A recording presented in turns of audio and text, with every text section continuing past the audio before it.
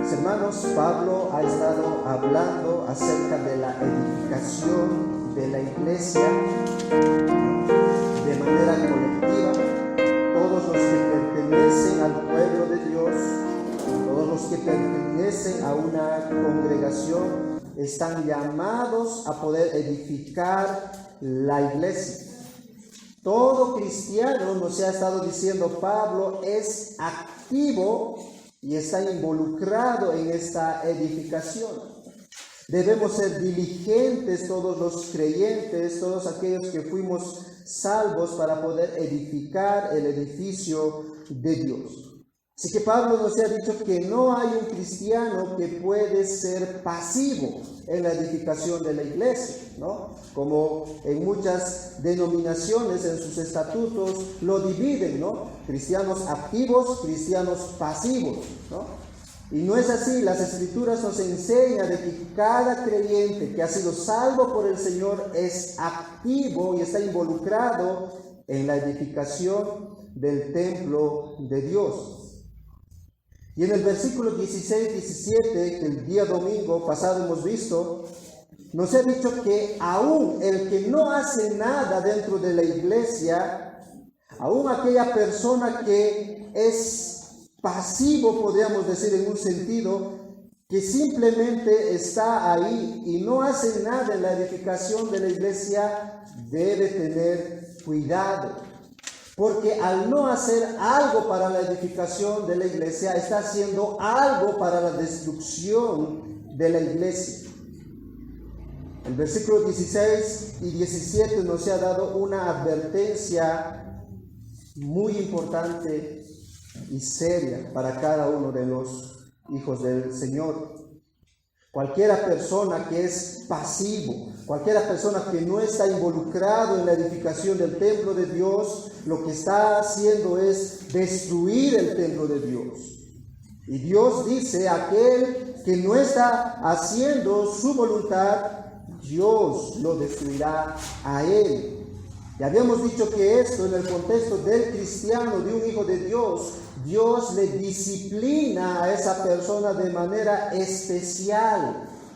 Aquella persona que no está edificando diligentemente con materiales de alta calidad, como nos ha dicho Pablo, Dios le va a disciplinar, porque lo que está haciendo ese creyente es contribuir en la destrucción del templo de Dios. Así que un cristiano, si no hace nada, ese nada que está haciendo está contribuyendo a la destrucción de la iglesia. Así que, mis hermanos, no tenemos otra opción como hijos del Señor. Nosotros debemos examinar nuestras vidas, de qué manera nosotros estamos edificando el templo de Dios. Cualquier creyente que no está interesado en su santidad, cualquier creyente que no está interesado en la santidad de su hermano, en la salud espiritual de su hermano, está contribuyendo en la destrucción del templo de Dios. Cuando un cristiano empieza a pensar con la sabiduría de este mundo y se aleja de las enseñanzas, de las doctrinas bíblicas, está contribuyendo a la destrucción del templo de Dios. Todo aquello, mi hermano, que perjudica en la edificación del templo, está destruyendo el templo de Dios. Y Dios dice, ten mucho cuidado, porque yo lo voy a destruir a esa persona. Si es un cristiano, yo lo voy a disciplinar. Yo lo voy a disciplinar. Ahora tal vez algún cristiano pueda decir, ¿no? Alguien que está aquí, yo he estado pasivo por 3, 4, 5 años, pero soy cristiano, no voy a la iglesia, no ha pasado nada. Si no ha pasado nada, mi hermano, tú debes preocuparte aún mayor.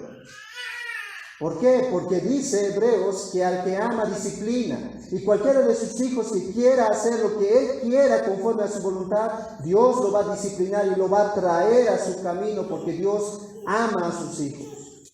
Así que, mi hermano, debes considerar muy bien de cómo tú estás edificando el templo de Dios. Y es muy importante entonces cuestionarse uno mismo en cuanto a nuestro servicio al Señor. ¿Qué estamos haciendo en este tiempo de vida y un corto de vida que el Señor nos ha dado en la edificación del templo de Dios? ¿Cómo estamos administrando nuestros recursos para edificar el templo de Dios? ¿Cómo nos estamos nosotros creciendo espiritualmente para ser de edificación en el templo de Dios? Ahora, uno esperaría, hermanos, viendo ahí el capítulo 3, que Pablo concluya diciendo acerca de cómo es esta edificación del templo, ¿no? Hemos estado viendo que Pablo ha hablado acerca de los obreros, ha hablado del fundamento, ha hablado aún de quién va a vivir en ese templo que se está edificando, pero Pablo va a terminar este capítulo 3 dándonos otra advertencia. Pablo nos va a decir en estos pasajes del 18 al 23 que cada uno de nosotros tenemos que ser honestos en nuestra autoevaluación. Debemos evaluarnos de manera sincera cada uno de nosotros si estamos siendo engañados. El cristiano debe examinarse a sí mismo. Por eso comienza el versículo 18. Nadie se engañe a sí mismo. Pablo nos va a decir, hermanos, no se crean sabios en su propia opinión, porque eso es insensatez delante de Dios. Más bien sean conscientes de todas las posesiones que tenemos en Cristo. Así que hay una evaluación, por un lado, hay una advertencia de que nosotros estemos viviendo la vida con la sabiduría de este mundo y que nos hagamos ignorantes de toda la sabiduría de este mundo para hacernos sabios delante de los ojos de Dios. Pero también va a decir que tú debes ser realista. Si tú eres un hijo de Dios, tú tienes todo. Miren el versículo 21. Así que ninguno se gloríe en los hombres, porque todo es vuestro. Y esa palabra todo, mis hermanos, involucra todo. Todo es vuestro. Así que ese es el argumento de Pablo para decir a los hermanos de Corintio, ¿por qué pueden estar peleando? ¿Por qué pueden estar dividiéndose? ¿Por qué pueden estar pensando en la sabiduría de este mundo para ustedes vivir en sus familias conforme a esa sabiduría? No tiene sentido. Ustedes tienen todo en Cristo. Y por eso, mis hermanos, el título lo hemos puesto para este sermón, la sabiduría de Dios en la unidad de la iglesia. La sabiduría de Dios en la unidad de la iglesia. ¿Cómo, mis hermanos, la sabiduría de Dios fortalece la unidad de la iglesia? ¿Cómo? Versículo 18 nos va a decir, no te engañes a ti mismo. Versículos 19 y 20 nos va a decir, conviértete en ignorante de la sabiduría de este mundo. Versículos 21 y 22 nos va a decir, no te jactes en los líderes, no te jactes en los hombres. Y finalmente el versículo 23 nos va a decir, considera tu realidad en Cristo. Así que vayamos a nuestro primer punto. ¿Cómo la sabiduría de Dios fortalece la unidad de la iglesia? Primero, no te engañes a ti mismo. Miren el versículo 18. Nadie se engañe a sí mismo. Si alguno entre vosotros se cree sabio en este siglo, hágase ignorante para que llegue a ser sabio. Y Pablo inicia, mis hermanos, este pasaje dando un mandamiento. Nadie se engañe a sí mismo, está en un modo imperativo. Es una orden de parte del apóstol Pablo hacia la iglesia. No se engañe a sí mismo. Ellos estaban escuchando, mis hermanos, la sabiduría del mundo. Recuerden que en la ciudad de Corintio había muchos filósofos estudiosos con sabiduría del mundo, y eso es que los cristianos estaban aplicando dentro de la iglesia. Y Pablo les dice, no vivan conforme a esa sabiduría.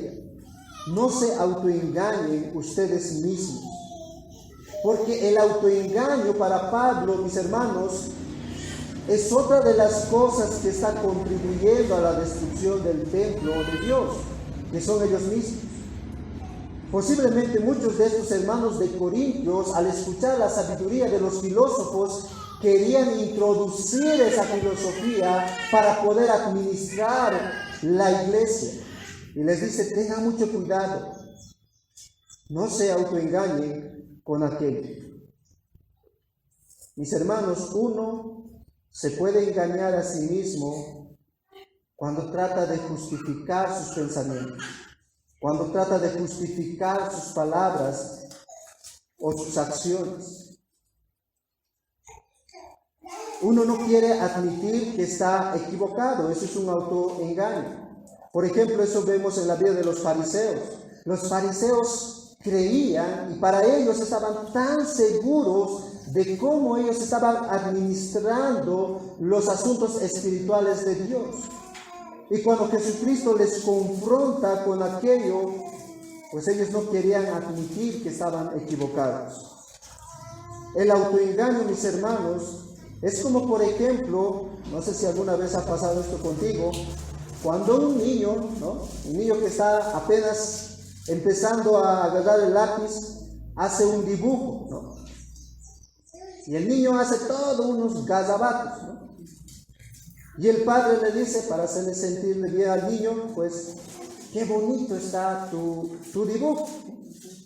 El niño, pues, cree que sus garabatos están bonitos, cree que es un buen dibujante. De la misma manera, mis hermanos, muchos de nosotros hemos hecho unos garabatos de nuestras vidas y estamos viviendo una vida de garabatos y creemos que estamos bien delante de Dios. Creemos que hemos hecho algo bonito. Así que puedes autoengañarte, hermano, creyendo que estás bien espiritualmente. Pero yo te pregunto, ¿estás leyendo tu Biblia? Puedes creer que eres alguien que está sirviendo al Señor, que está edificando al Señor con todas sus fuerzas. Pero yo te pregunto, hermano, ¿estás orando al Señor? ¿Te congregas continuamente, regularmente para poder crecer en el conocimiento del Señor? ¿Estás evangelizando? ¿Tienes comunión con tus hermanos? Puedes autoengañarte de esa manera. Un hermano puede decir, yo estoy bien con el Señor, yo sirvo al Señor. Y cuando a ese hermano se le pregunta, hermano, ¿cómo estás espiritualmente? Porque no te he visto el día domingo en el culto, El hermano dice, no, pero yo estoy bien. Uno intenta hacerle razonar, pero hermano, no estás bien, ¿qué ha pasado? Justo me fui a vender, el domingo. Hermano, ¿cómo puedes estar bien en el día del Señor? El Señor ha apartado esto y uno empieza a poner argumentos y decir las necesidades de mi casa y otro y no se le puede convencer y esa persona se está autoengañando diciendo que está bien espiritualmente y no está bien. Porque hay otras cosas que está ocupando el primer lugar en su corazón. Mis hermanos, el autoengaño quiere hacer que uno se autojustifique de su pecado, de sus acciones. Sabe que está haciendo mal esta persona, pero sigue pensando que puede hacer aquellas cosas. Así que los hermanos de Corintio, mis hermanos, estaban autoengañando. Todos ellos estaban pensando que podían utilizar la sabiduría de este mundo dentro de la iglesia. Para edificar la iglesia, entonces podemos escuchar a algunos filósofos ahí de la sociedad para poder edificar mejor, para poder aprender cosas profundas. Pero Pablo les dice, se están autoengañando. Ahora, ¿de qué manera se están autoengañando ellos? Como hemos dicho, de la sabiduría de este mundo. Para Pablo, mis hermanos, la base del conflicto dentro de la iglesia, la razón por la cual los corintios están dividiéndose por sus predicadores favoritos, es que ellos están escuchando más la sabiduría de este mundo. Si ustedes recordarán, el capítulo 2 nos ha hablado acerca de esto, ¿no? Acerca de la sabiduría del mundo y la sabiduría de Dios. Y Pablo les dice, esto es un problema serio. Porque esto de la sabiduría del mundo está haciendo que puedan destruir el templo de Dios. Y ellos están autoengañando, pensando ser sabios al utilizar la sabiduría del mundo. Y Pablo les dice, no, háganse más bien necios. Ahora, ¿de dónde viene esta sabiduría que está cautivando a los corintios? Miren el versículo 18. ¿De dónde viene esta sabiduría? Nadie se engañe, dice Pablo a sí mismo. Si alguno de vosotros se cree sabio, ¿no?, conforme a la sabiduría de este mundo, si alguno de vosotros se cree sabio, en este sí. Es tan específico, Pablo dice, de esta época. La sabiduría del mundo se manifiesta continuamente en cada época de nuestras vidas.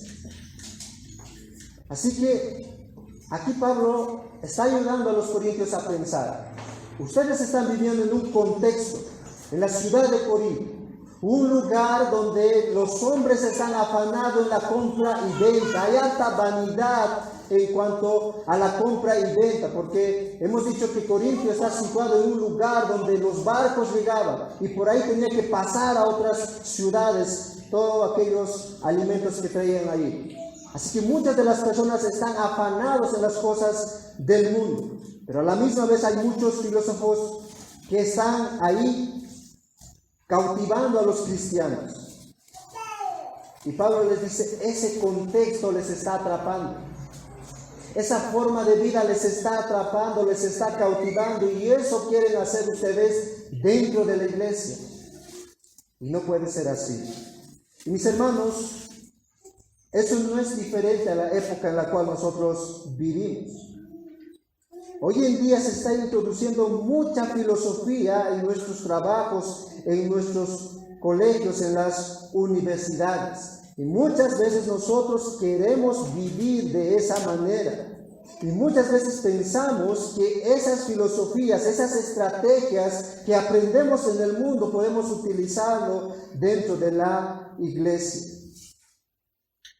La sabiduría de este mundo, mis hermanos, hace a un lado la sabiduría de Dios. Por ejemplo, la sabiduría de este mundo hace a un lado el diseño que tiene el hombre en la creación. El domingo pasado el pastor Osberto nos compartía acerca de la currícula. Los que vinieron, pues, seguramente nos sorprendimos de cuán terrible está aquello. Pero piensen por un momento, hermano, ¿cómo es la sabiduría de este mundo? Ellos quieren implementar en la currícula, ¿no?, la inclusión de género. Ahora, esto, mis hermanos, es un conflicto, pero esto es sabiduría para el mundo. Debe haber una igualdad de género para todos. No importa si es hombre o mujer, o el hombre quiera volverse mujer o la mujer quiera volverse hombre, no importa. Ahora yo pregunto, hermanos, esa sabiduría de este mundo es mejor que el diseño que Dios nos dio en el Génesis. La sabiduría de este mundo se manifiesta de manera especial en personas que buscan su independencia, en aquellos que quieren controlar su propia vida, quieren manejar sus propias cosas sin querer someterse a Dios. Pero esa es la sabiduría de este mundo. Y Pablo les dice, ¿quieren ser sabios ustedes? Entonces háganse ignorantes de las cosas que este mundo está trayendo. Miren el versículo 18 nuevamente. Nadie se engañe a sí mismo. Si alguno de vosotros se cree sabio en este siglo, hágase ignorante. ¿Para qué? Para que llegue a ser sabio. ¿Quieres ser sabio delante de los ojos de Dios? No hagas caso a las filosofías de este mundo. Los corintios, mis hermanos, tenían que ver esto. Los corintios tenían que considerar aquello de que ellos, al ser cristianos, tenían que tener un giro de 180 grados en la forma de vida que antes tenían en el mundo. Y es lo mismo para nosotros hoy en día, mis hermanos. Los cristianos tienen que ser distintos a la forma de vida de este mundo. Los cristianos debemos ser distintos, diferentes en nuestra forma de pensar, en nuestra forma de responder a las diferentes cosas que este mundo nos ofrece. Y los corintios tenían que diferenciar eso, no se autoengañen en considerar la sabiduría de este mundo. Ellos deberían diferenciar cuál es esa diferencia grande que hay entre la sabiduría de Dios y la sabiduría de este mundo. Y yo quisiera darte, mis hermanos, algunos ejemplos. Y empieza a pensar en estos ejemplos si tú has estado actuando conforme a la sabiduría de este mundo o has estado actuando conforme a la sabiduría de Dios. Por ejemplo, la sabiduría de Dios, nuestro Señor Jesucristo nos dijo: ama a tus enemigos. Es decir, que tú puedas perdonar aún a aquella persona que te ha hecho daño, el peor daño que te ha hecho, tú puedes tener la capacidad de perdonarlo a él o ella. Eso es sabiduría de Dios. ¿Cuál es la sabiduría del mundo? Ya me las pagarán, ¿no? Ya va a ver lo que me ha hecho. Hasta uno puede maldecir, ¿no? Que todas las maldiciones le caigan a esa persona. ¿Notan la diferencia? La sabiduría cristiana nos dice que debemos ser generosos para el avance del reino con todos nuestros recursos. Pero ¿qué dice la sabiduría de este mundo? Lo que es mío, lo he ganado con mis fuerzas y no lo comparto con nadie. ¿Es así o no es así, hermanos? El mundo no quiere soltar fácilmente para las cosas, ¿no? La sabiduría del Señor a los jóvenes, de manera especial, nos dice la sabiduría de la palabra que la intimidad sexual es dentro del matrimonio. ¿Pero qué dice la sabiduría de este mundo? Mientras más intimidad sexual tiene un joven, puede experimentar. Eres hombrecito, ¿no? Y es más, en carnavales, pues, fue un desastre, ¿no? En vez que el gobierno, miren, la sabiduría del mundo, ¿no? Haga que los jóvenes tengan cuidado en esto. Ha ido distribuyendo preservativos, pensando de que van a tener cuidado en aquello. Sabiduría del mundo, sabiduría de Dios. Sabiduría de Dios para las esposas. Esposas deben ser ayudas idóneas de sus esposos.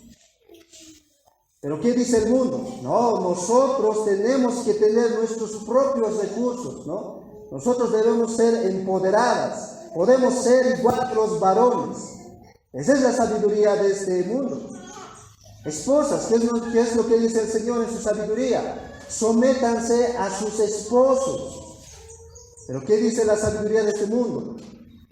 No seremos sometidas por el patriarcado, ¿no? Eso es lo que estábamos escuchando el domingo pasado cuando el pastor nos explicaba con respecto a aquello. Es una lucha. La sabiduría del mundo para las esposas. La maternidad es el diseño de Dios. Que cuide a sus hijos, que ayude en la educación a sus hijos en el hogar. Pero ¿qué dice el mundo? La maternidad es un obstáculo para cumplir mis objetivos. ¿Es así o no es así? ¿Por qué creen que muchas señoritas hoy en día no quieren casarse a los 21, 22, 23 años? Ahora puede ser porque no estén maduras, puede ser. Pero si ustedes consideran a María, que a los 15 años ella podía asumir las responsabilidades y cumplir el rol de madre. ¿Qué está pasando?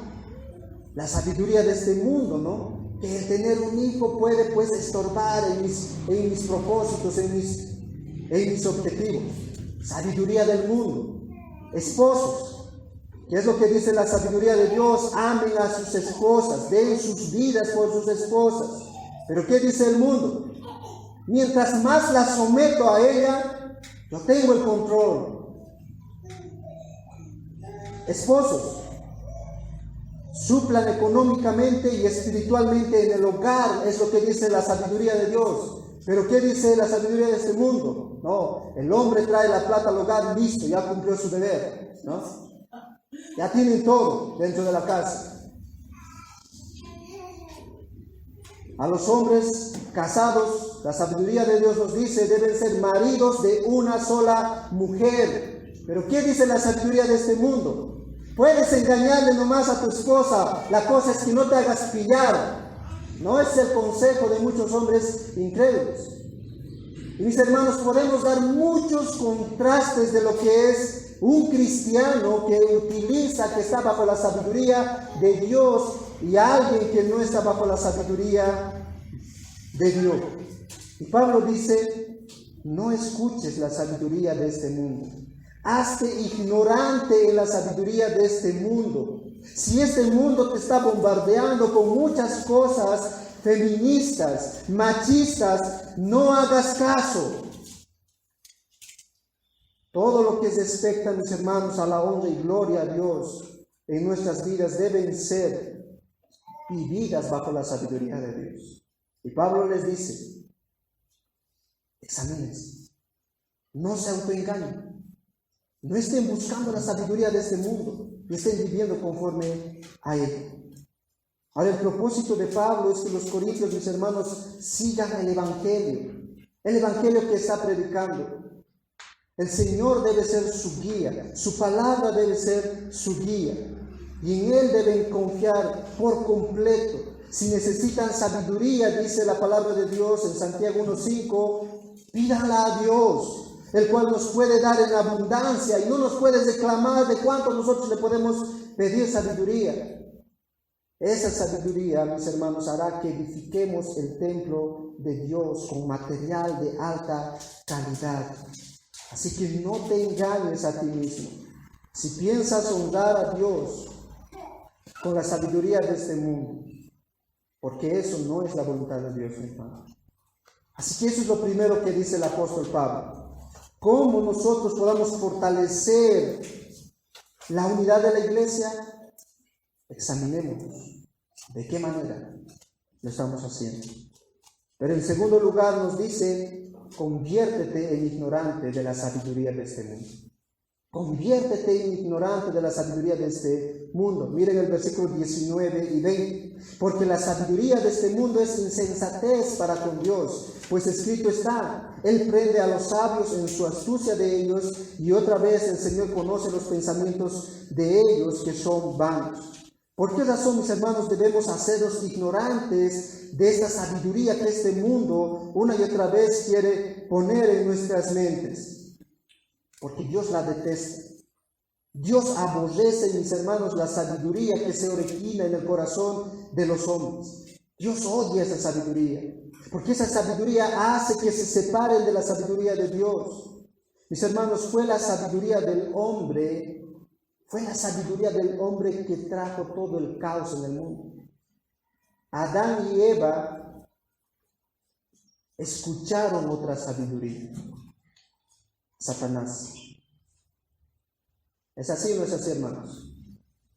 Adán y Eva escucharon a la serpiente, escucharon otra sabiduría. Ellos tenían la sabiduría para vivir y alcanzar la vida eterna. Pero ellos escucharon otra sabiduría, y al escuchar esa sabiduría hubo un caos en todo el mundo. Eva cambió la palabra de Dios. Eva dudó en la bondad de Dios. Y así es como entró el pecado al mundo. ¿Por qué? Por querer escuchar y caminar y vivir conforme a la sabiduría de este mundo. Ahora, en estos dos pasajes, mis hermanos, el apóstol Pablo utiliza pasajes del Antiguo Testamento, dos pasajes del Antiguo Testamento para reforzar lo que él está diciendo. El primer pasaje es Job, capítulo 5, versículo 3. El segundo pasaje es Salmos 94, 11. Job dice que prende a los sabios en la astucia de ellos. El Salmo 94, 11 dice: Jehová conoce los pensamientos de los hombres que son vanos.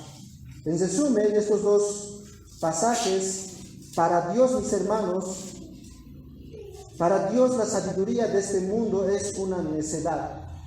Eso es lo que nos está diciendo estos dos pasajes. La primera cita dice: los sabios son comparados, ¿no?, ahí como animales que están en una jaula sin poder escapar. Así es la sabiduría de este mundo. Y la segunda cita: los sabios de este mundo, aún antes de que ellos formulen esa sabiduría en sus pensamientos, Dios dice que son inútiles. Así que es así la sabiduría de este mundo delante de Dios. Es vano, es inútil. Se queda ahí, se queda corto. No es algo que puede ayudar en la edificación y en la unidad de la iglesia. Un comentarista dice lo siguiente con respecto a esto: quien sea que se resista a Dios con sabiduría humana, siempre saldrá perdiendo. No hay posibilidad, mis hermanos, de ganar al todo sabio quien es nuestro Dios. Así que hazte ignorante de la sabiduría de este mundo para que tú puedas fortalecer la unidad de la iglesia. No intentes, mi hermano, meter sabiduría del mundo dentro de la iglesia, porque no va a funcionar.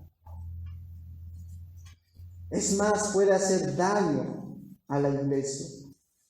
Por ejemplo, el catolicismo romano en la Reforma pues metieron sabiduría del mundo a la iglesia. La salvación es por obras. Tú puedes conseguir la salvación haciendo obras. Ellos vendían indulgencias y los cristianos compraban aquello pensando que iban a ser sabios o pensando que iban a ser salvos. Y miren, esa sabiduría del mundo pues hizo un daño a la iglesia del Señor. Así que aquí el apóstol Pablo nos dice: hazte ignorante en todo lo que este mundo quiere bombardearte con su sabiduría. Tenemos suficiente sabiduría en la palabra de Dios. Suficiente. El punto es que nosotros somos negligentes en poder buscar esa sabiduría. Así que no solo Pablo dice que no nos engañemos a nosotros mismos aferrándonos a la sabiduría de este mundo, sino que también para mantener o fortalecer la unidad de la iglesia no debemos jactarnos, en tercer lugar, en los líderes. No debemos jactarnos en los líderes. Miren el versículo 21 y 22. Así que ninguno se gloríe en los hombres, porque todo es vuestro. Sea Pablo, sea Apolo, sea Cefas, sea el mundo, sea la vida, sea la muerte, sea lo presente, sea lo porvenir, todo es vuestro. Mis hermanos, estos pasajes del capítulo 3 que se encuentran al final, pues realmente deben ser consoladoras para nosotros. Debe animarnos, mis hermanos, a entregar y desgastar nuestras vidas en la edificación del templo de Dios. Pero antes Pablo advierte y da otro imperativo en el versículo 21. Así que ninguno se gloríe en los hombres. Eso es otro mandamiento, es otro imperativo de parte del apóstol Pablo. Nadie se gloríe, nadie se jacte con respecto a los hombres. Aunque sea Pablo, aunque sea Apolos, tu predicador, no te jactes, ¿no? Es como decirnos: aunque aquí sea el pastor Sugel Michelén, no te jactes de eso. Aunque sea tu predicador favorito que esté aquí en tu iglesia, no te jactes de él. ¿Por qué razón? Porque todo es de ustedes. Todo es de ustedes. Todo les pertenece. El pueblo de Dios, dice un comentarista, debe ver la mano de Cristo en cada aspecto de la creación. Deben glorificarle por todo lo que ha creado y por someterlo constantemente por su poder. Todo lo que creó Dios es nuestro, dice este pasaje. Cristo lo dio a sus hijos. El Señor, mis hermanos, nos ha dado todo, en lo espiritual y también en lo material. El pueblo de Dios lo posee todo. Así que la pregunta de Pablo es para los corintios: ¿por qué se jactan en los predicadores? ¿Por qué se pelean? ¿Por qué quieren dividirse? Tanto Pablo, tanto Apolos, tanto Cefas, los tres es para ustedes. Es un regalo de Dios para ustedes. Y aquí la palabra todo, en primer lugar, nosotros vemos ahí una lista, ¿no? En el versículo 22. E incluye en primer lugar a los líderes de la iglesia. Sea Pablo, sea Apolos, sea Cefas. Y esta era la causa principal por la cual los corintios se estaban dividiendo, ¿no? Por su predicador favorito. Nosotros somos de Pablo, nosotros somos de Apolos, nosotros somos de Cefas. Pero en este todo, mis hermanos, Dios les dice que estos predicadores les pertenecen. Que estos predicadores por los cuales están peleando es de ustedes, es un regalo hacia ustedes. Estos líderes son los siervos de Cristo para ustedes, enviados para ministrar. Si ustedes recordarán ahí el capítulo 3, versículo 1 al 4, pues nos ha dicho que Pablo, Apolos y Cefas son siervos de Dios, son servidores, son diáconos. Los diáconos, nosotros sabemos que eran aquellas personas que servían a la mesa la comida. De la misma manera, los líderes, mis hermanos, en una iglesia están para servirles el alimento espiritual. No hay por qué jactarse por ello. Mi pastor es tal, mi pastor es tal. No hay por qué dividirse por los predicadores. Todos los líderes son regalos de Dios a la iglesia. Y los líderes, mis hermanos, no estamos para que nosotros nos gloriemos aquí en la iglesia. Cuando tú ves solamente un líder dentro de la iglesia, eso es peligroso, porque no puedes rendir cuentas a nadie. Por eso muchas personas han dejado la iglesia, porque muchos líderes pues han hecho lo que ellos han querido en una iglesia. Así que los líderes no estamos nosotros para someter a la iglesia. No es nuestra la iglesia, es del Señor. Nosotros no tenemos nada extraordinario en nosotros mismos. Y así, mis hermanos, debemos pensar por los siervos. Todos los siervos son siervos, han sido llamados a servir. Los líderes no estamos para opacar a Cristo. Cristo tiene que ser exaltado. Cristo debe ser exaltado por los líderes y de la misma manera su iglesia. El deseo de los líderes siempre es, mi hermano, que de esta iglesia pues se levanten otros líderes, que salgan pastores, que salgan diáconos dentro de nuestra iglesia. Ese es el deseo. Pero sabes, para muchos hermanos eso parece algo que no es nada bien, ¿no? Quisiera que mi hijo sea un mejor arquitecto, quisiera que mi hijo sea un mejor abogado. Pero si el Señor le llama a tu hijo al ministerio, pues es lo mejor que el Señor puede dar en la familia. Así que, mis hermanos, pues los siervos estamos para servir. Y no tenemos por qué gloriarnos en los siervos. Nosotros le pertenecemos al Señor, y lo que le pertenece al Señor, dice aquí el pasaje, le pertenece a la iglesia. Todos los líderes somos de ustedes. Por otro lado, después de que Pablo empieza ahí a describir, sea Pablo, sea Apolo, sea Cefas, que son de ustedes, Pablo añade 5 elementos más que pertenecen al pueblo de Dios. Un predicador dice lo respecto a estos 5 elementos.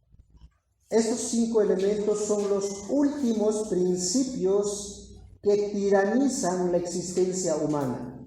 El ser humano vive una larga vida esclavizada de ellos. Se refiere al incrédulo, el mundo, las personas que no conocen al Señor. Para ellos, estas cinco cosas que describe aquí Pablo, los tiranizan, los esclavizan.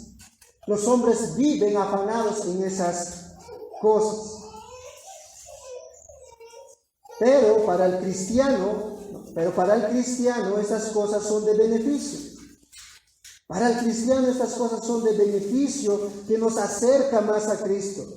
Y es interesante, mis hermanos, que en Romanos capítulo 8, versículo 38, Pablo menciona estas mismas palabras acerca de la muerte, la vida, lo presente, lo porvenir, el futuro, pero lo presenta en un contexto donde nadie nos puede separar del amor de Cristo.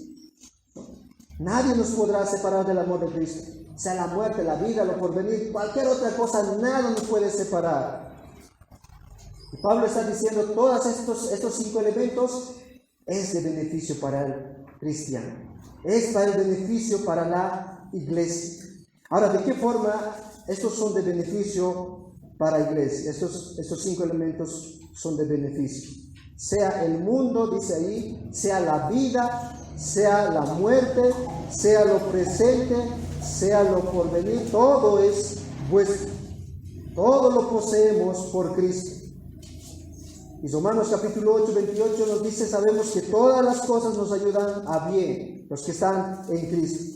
Y de este modo, mis hermanos, estos cinco elementos son para nosotros. Veamos en primer lugar, sea el mundo. Todo lo que hay, mis hermanos, en el mundo tiene que ser para acercarnos a Cristo. La creación, cuando tú ves, debe llevarte en asombro a la sabiduría de Dios.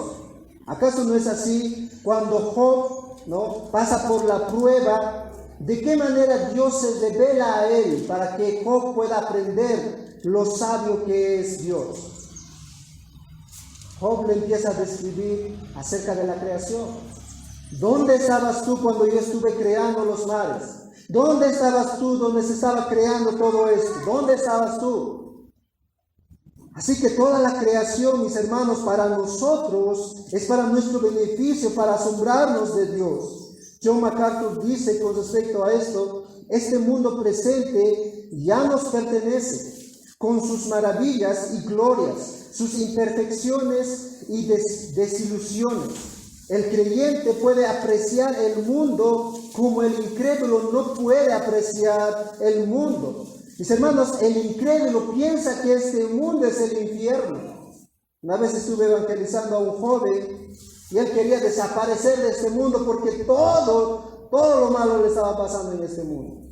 Es una tragedia este mundo, es el infierno este mundo. Es así como ve el incrédulo al mundo. Pero para los creyentes, este beneficio nos acerca a Dios.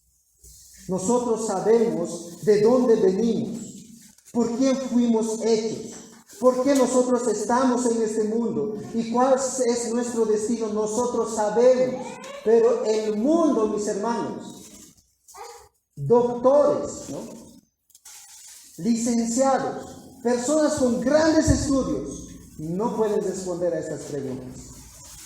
Este mundo para ellos es tortura. Pablo dice en segundo lugar, sea la vida. Toda la vida es vuestra, dice el apóstol Pablo. Esta vida que tenemos se nos ha dado para acercarnos a la vida eterna. Tú sabes que no estarás aquí para siempre. ¿Es así o no es así, hermano?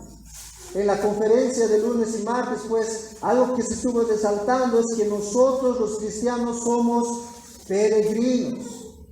A lo mucho los que estamos aquí vamos a vivir 20, 50 años más, ¿no? Los niños o los adolescentes tal vez menos, porque ya la alimentación ya no es buena. Pero el punto es que todos nosotros, mis hermanos, aquí como hijos del Señor, somos pasajeros.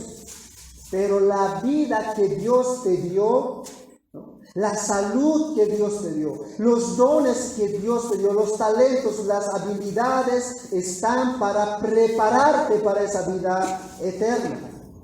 esta vida que tú tienes aquí, tú puedes disfrutarlo conforme a la voluntad de Dios, mientras el incrédulo quiere desaparecer de esa vida. Quiere cavar un pozo y enterrarse.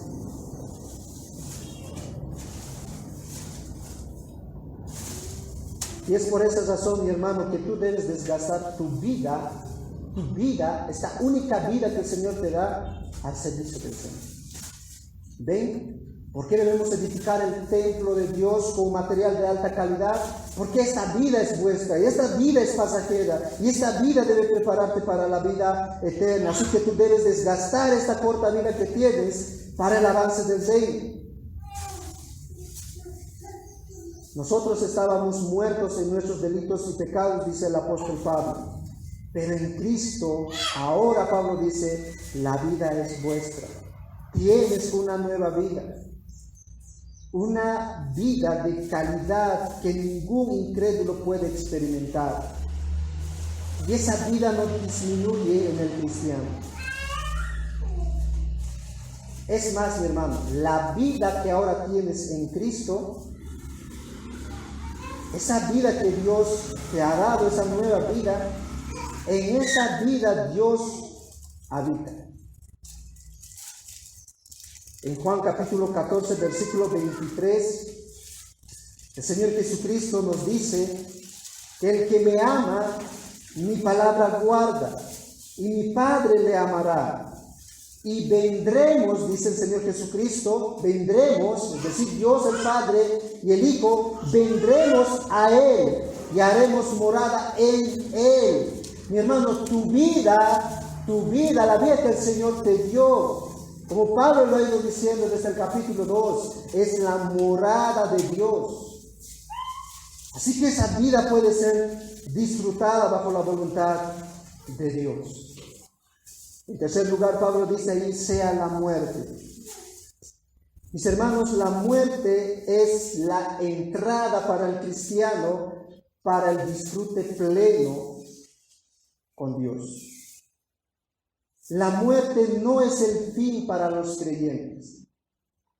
La muerte para el creyente, podríamos decir que en este mundo es el último momento donde nos lleva a una mejor vida.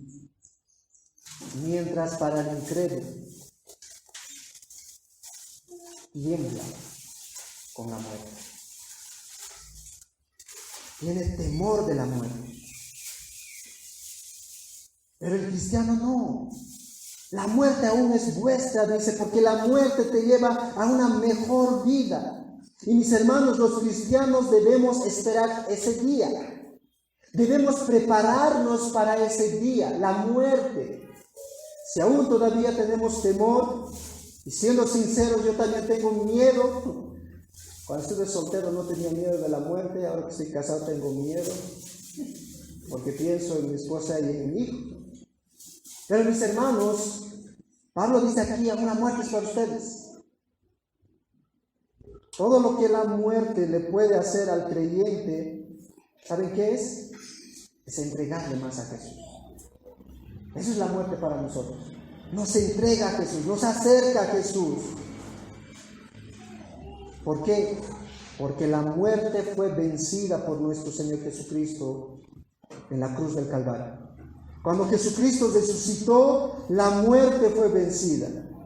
Y al ser la muerte vencida, mis hermanos, nosotros podemos tener victoria en la muerte. Por eso el Señor Jesucristo dijo, aunque estés muerto físicamente, vivirás.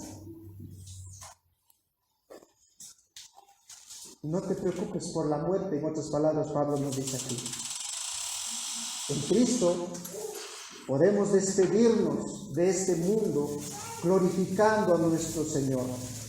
Cuando tú ves a los mártires del primer siglo, tú puedes ver a esos cristianos que dejaban esta vida cantando al Señor, porque voy a estar contigo.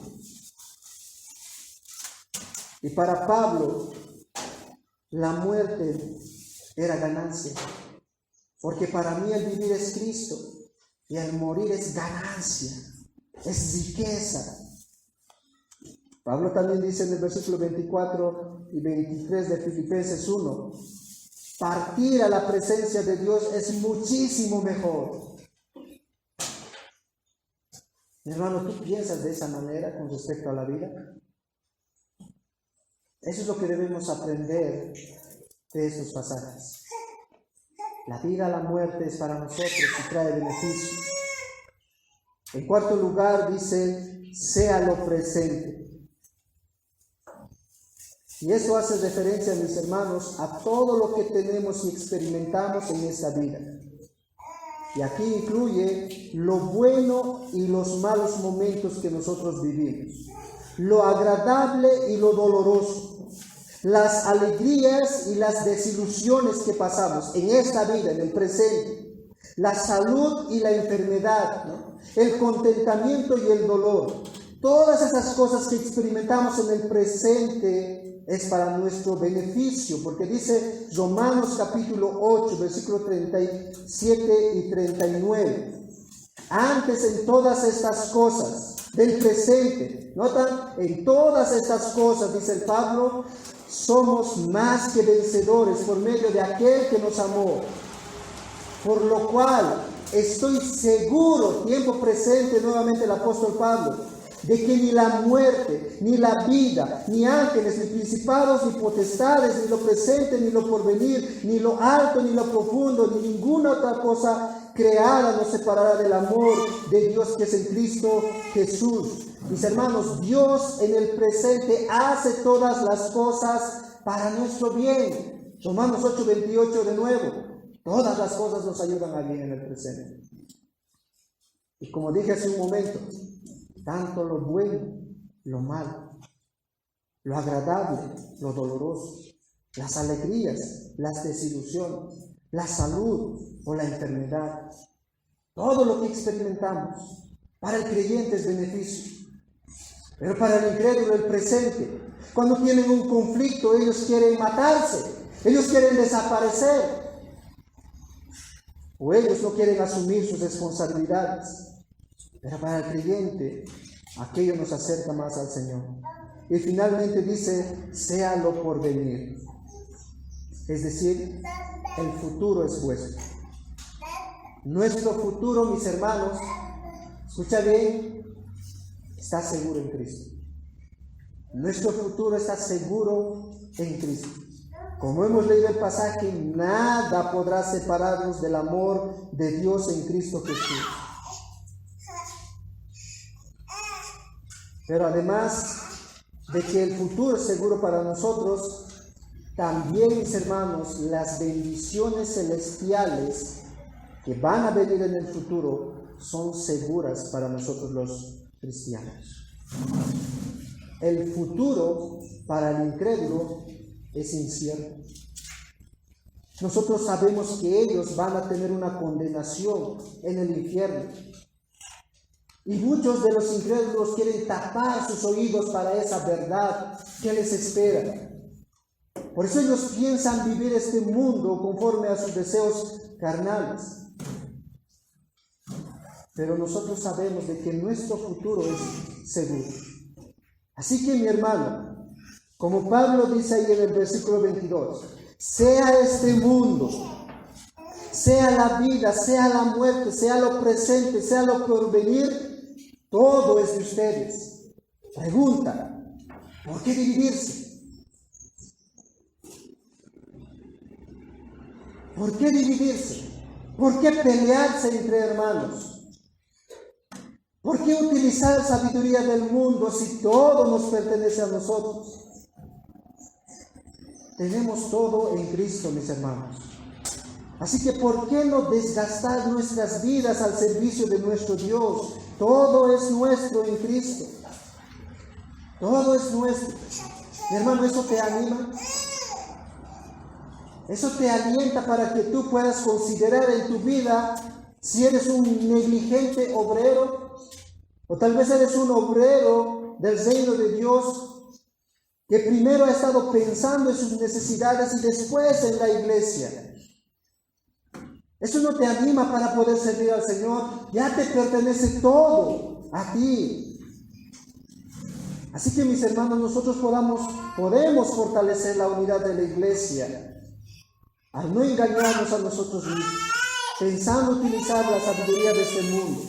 Podemos fortalecer la unidad de la iglesia si no estamos nosotros detrás de hombres, jactándonos de ellos y viendo todo aquello que nos pertenece en Cristo. Pero en cuarto lugar, Pablo nos va a decir en el versículo 23, para darle la yapa, ¿no? Para darle la yapa, como los cochabambinos decimos, para que un poquito más aumente tu servicio al Señor. Considera tu realidad en Cristo, versículo 23. Y vosotros de Cristo y Cristo de Dios. Pablo afirma que todos los cristianos que hemos nacido de nuevo por la obra de nuestro Señor Jesucristo, le pertenecemos a Él. Somos de su posesión. Él nos compró con precio, y el precio fue su misma vida. Derramó su sangre para ser parte de Él. Jesús, mis hermanos, vino por causa de su iglesia, para que su iglesia, su novia, pueda ser cuidada, protegida por Él mismo. En Juan capítulo 17, versículo 21 al 23, nosotros escuchamos ahí la oración sacerdotal de nuestro Señor Jesucristo. Jesucristo, mis hermanos, estaba pensando seriamente en la unidad de la iglesia.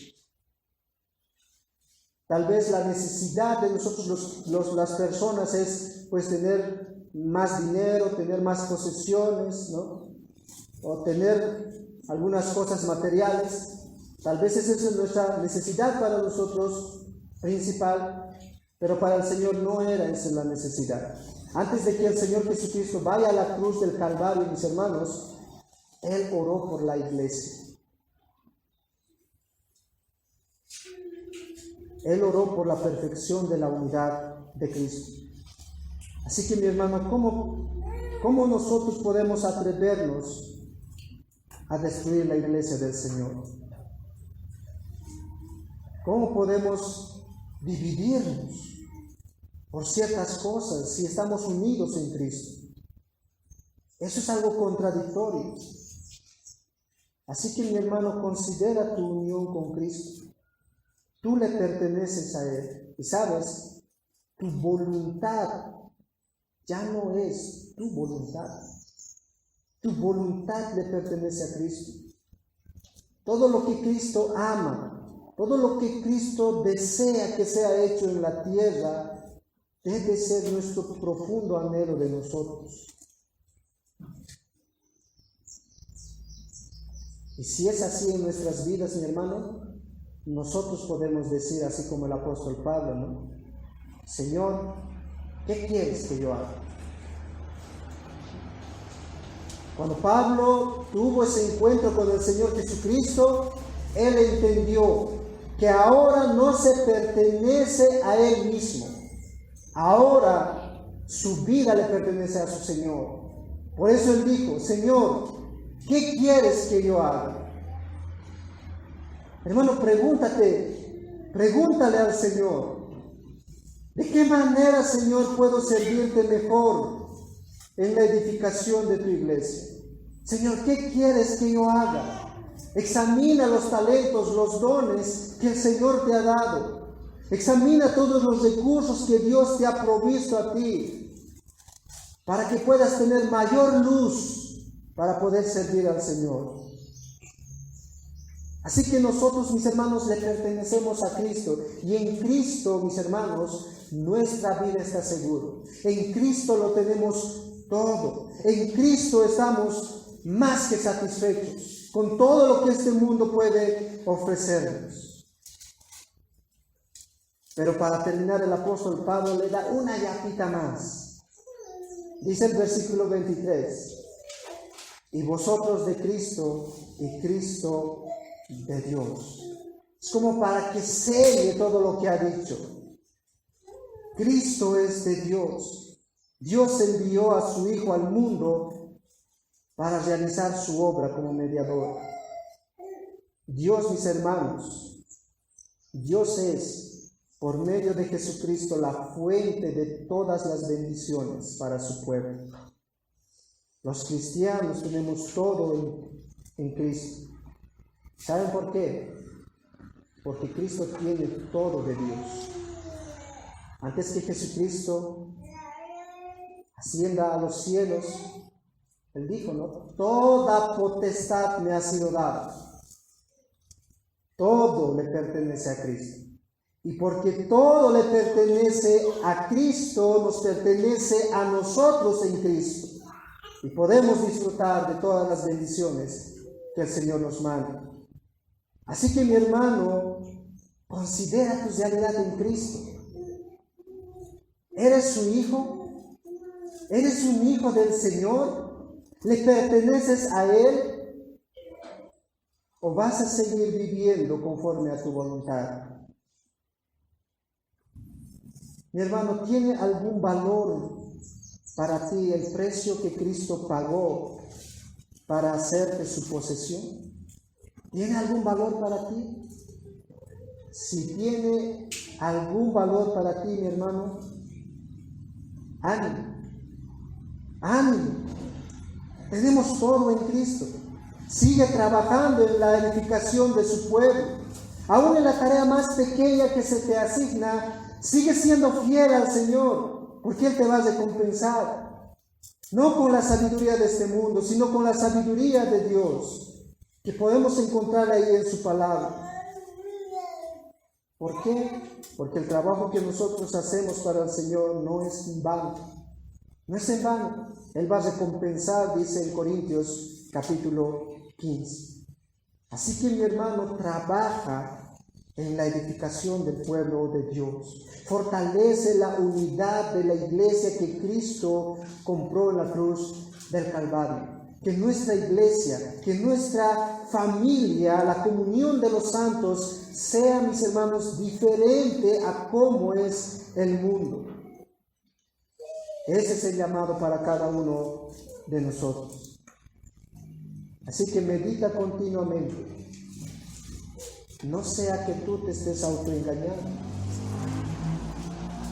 Pero si te estás autoengañando, ahí tienes las respuestas. No te autoengañes, no busques la sabiduría de este mundo, sino la sabiduría de Dios. Y el servicio que vas a hacer, mi hermano, al Señor será recompensado grandemente, porque nuestro Dios es grande y Él va a recompensar conforme a su palabra. Vamos a orar.